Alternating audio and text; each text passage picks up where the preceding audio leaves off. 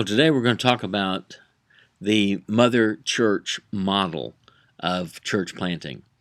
And basically, that's where one New Testament church goes and invests in planting another New Testament church. And there's a lot to be said about this mother church model, the mother-daughter church. And usually that is used in the Western world, Canada, and the United States. There's some bad connotations about it, but we're going to look at, first of all, the need. Tom Rainer said, for pastors and other leaders truly committed to church growth, imperative of the Great Commission, church planting is not an option. We've got to be involved in planting churches. One of the problems we have here in the Western world is most churches don't want to plant other churches. It's true, planting a church is the best way to evangelize. Planting a church is the best way to reach lost people. And there's no doubt that we need more churches because more and more lost people are in the world. We'll talk a little bit more about that a little later. But most Western world churches, less than 5%, are involved in church planting. And part of the problem is we have the idea that a larger church is better. And that comes from the idea that in the church culture, we tend to award or praise or glorify pastors based on the size of their congregation. Not the number of missionaries they send out or the number of churches that they've planted, but we tend to say, oh, he pastors a church of 1,000 or 5,000 or 8,000 or 10,000. He's a great pastor. So what that does is it makes other pastors want to climb that ladder to be known as a great pastor, and to do that, you have to have more people in your own church rather than going out and starting another church in a nearby community. So that's part of the problem. But let me talk to you a little bit about how churches grow. And if you understand how churches grow, you'll understand better why it's better to plant a new church than trying to make your local church a mega church. Okay? First of all, it's called expansion growth, and there are really three sources of that.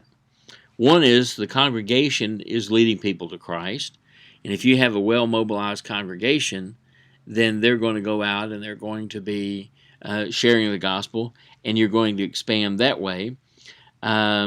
The second type of growth and expansion growth is believers are transferring their membership from one congregation to another congregation.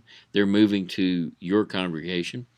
And the third way of expansion growth is the children who are born to members of the congregation. Now, let me say this.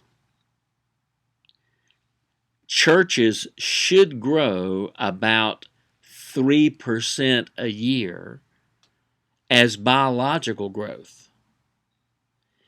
Biological growth, that's 3% a year. That's just your church member having children. As they grow up and they hear the gospel, they're exposed to the gospel, they're going to naturally make decisions. If your church isn't growing 3% a year, then you're not reaching the children you've already got coming. You haven't really evangelized outside in the world until after you've reached 3%, because those are just the kids that are growing up in your own church. So that's expansion growth. Then there is internal growth. Internal growth comes from several different sources, such as increasing the spiritual maturity of the church's members. It could come from expanding the campus or the facilities of the church, building another educational space, or adding on to the parking lot, or a lot of internal growth that way, remodeling and spreading out, creating more Sunday school classrooms. Those two types, expansion and eternal, most North American churches consider that to be church growth. And that's about it. But there are two other types of church growth that are directly related to church planting. One is called extension growth.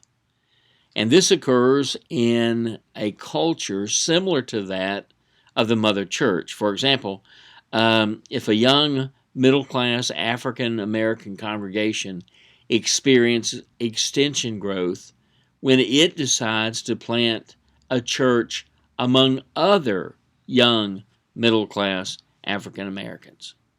That's called extension growth. We're going to have a church meeting our same homogeneity, but we're just going to do it someplace else. We're going to meet and reach people just like us, but in another community. The other type of church planting growth is what we call bridging growth, which occurs among slightly or even radically different cultures from that of the mother church. For example, that would be a middle-class Anglo congregation participating in planting a church among migrant Mexican lower-income workers. They're crossing a cultural barrier line, and they're starting a brand new church. So that's how churches grow. Those are basically four areas of how churches grow. But we're going to talk to you about why should you be involved in why should you be involved in church planting? Well, first of all, there's the biblical evidence of it. Church in Antioch, for example. The church in Antioch, they sent out 2 church planting missionaries, Paul and Barnabas. And that was how they were going to help evangelize the world. And it's a great philosophy. It's a great manner to do so. They were faithful. They went out, the early disciples, and the churches were planted in Jerusalem, Antioch, Philippi, Rome, Berea, Corinth, Laodicea, Thessalonica, Ephesus, Sardis, Philadelphia, Pergamum, Thyatira, on and on. It's a biblical model. But there's also the traditional evidence. And because there's a long chain of church planters, the gospel finally arrived, on the shores of North America. And they planted churches. Later, those churches planted other churches. Those churches planted other churches until somebody was able to reach us with the gospel of Jesus Christ. There's the demographical evidence. I just updated this today. It says in the book that in the United States there are some 300 million. Actually, that number is 333,543,077 people in America. And that's as of October 24th, 2021. Just the sheer numbers of people that we have in this country tells you that evangelism is needed. We are growing by leaps and bounds. Here's an interesting thing, though. In America, we are losing about 71 churches per week. that cease to exist. That's over 3,700 churches every year. Now, if you filter in or factor in the population growth, we need an additional 2,900 churches to reach the population. Yet we're losing 3,700 each year. So you see from demographic evidence, you see there's a need for there to be more churches to be able to reach more people. So that brings us to the cultural evidence. Now this brings us to the cultural evidence. Through immigration, the United States is now 13% foreign-born. We have several factors that are going on. Okay? When this book was written, for example, 77% of the United States was considered white, Caucasian, and 13% was considered black or African American. And there were also a large population of Hispanics and Asians, Africans, Arabs. The projections for America by the year 2050, 60.3% Caucasian, 18.5% Hispanic, 13.4% black, and 5.9% Asian. So with this changing demographic, we have a changing culture here. So we have more immigration, more immigrants that are coming in, which means that we have to have a idea or a plan, a strategy to reach out and minister to them. So there's that cultural evidence that says that we need to do things. I've listed here denominational evidence. Okay? Beloved, it's true. Some people get too caught up in denominations.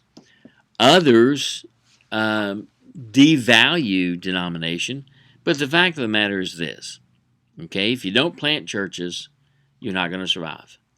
If your denomination is not planting churches, then that denomination will die. It's simple fact. It is attrition.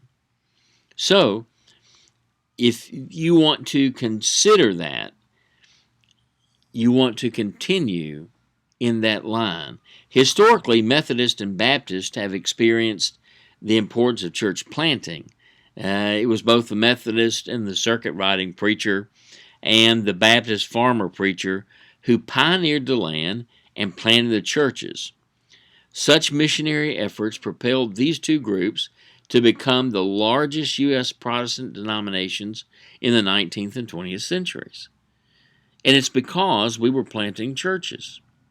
The Presbyterians waited until after a pastor had graduated seminary, and then they would send him out.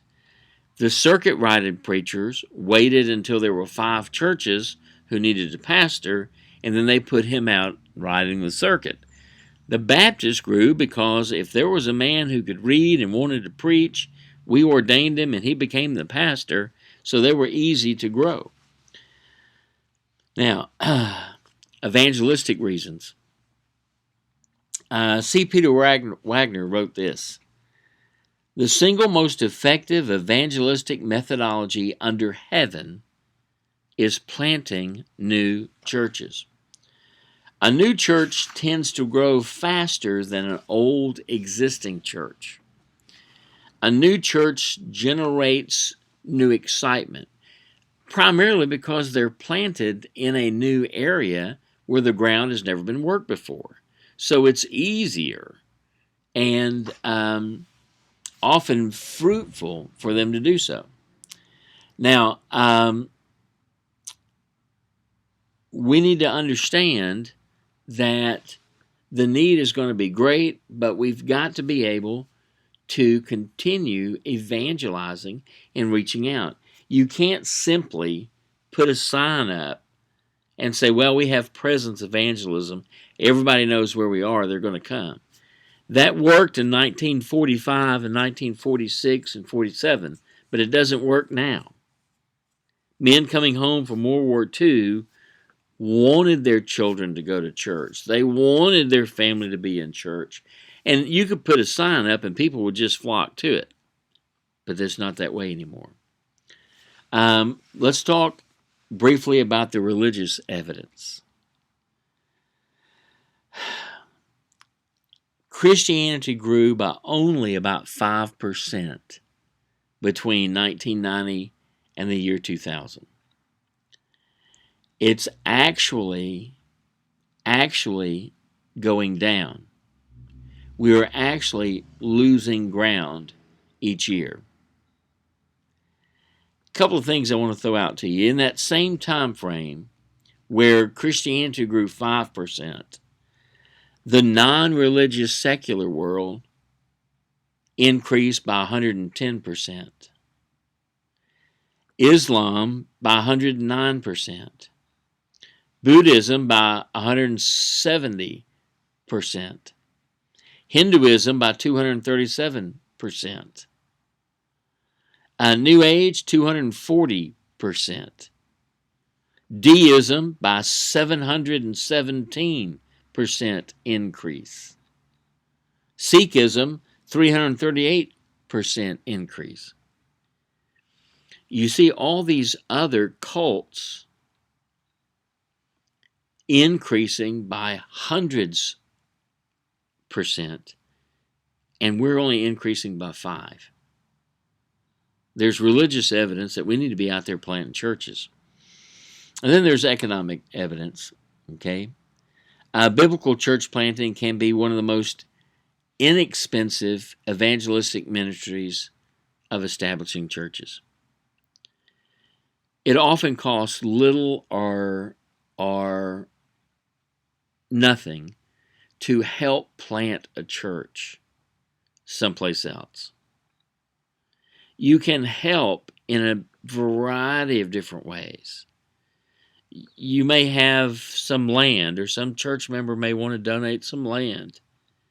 You may have some things around your church, tracts, that you could give to this new group to go out to this new area and start canvassing. You may have an old radio transmitter. You may have some sound equipment that your church isn't using. So you could donate these things and help another church get started. You may have some people from your church who want to go out there and teach. Some who want to go out there and start to preach. Some who may want to help frame a building. But it's easy to do if you'll just do it. Don't get caught up in saying, well, I don't want to create another competing church.